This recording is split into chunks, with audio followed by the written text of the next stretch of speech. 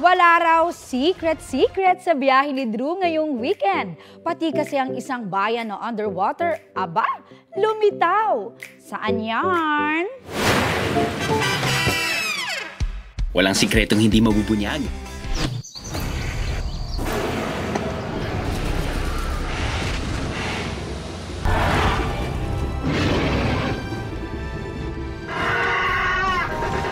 Isang bayan sa Nueva Ecija. Underwater town daw dahil nakatago ito sa ilalim ng tubig. Yung mismong cross na yon, talagang lubog din po yun. Lubog po siya, sir. Oo. Pero noong dekada 70, nawala ito sa mapa.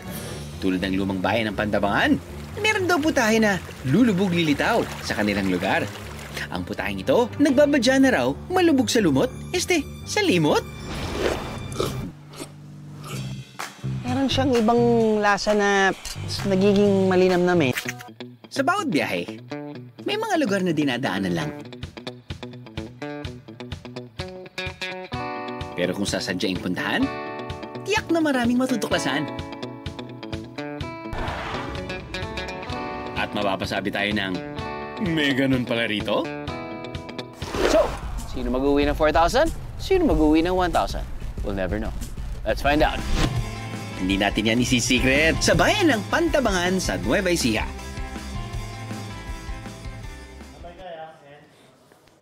Kapuso, para sa mga maiinit na balita, mag-subscribe sa GMA Integrated News sa YouTube. Sa mga kapuso naman abroad, subaybayan nyo kami sa GMA Pinoy TV at sa www.gmanews.tv.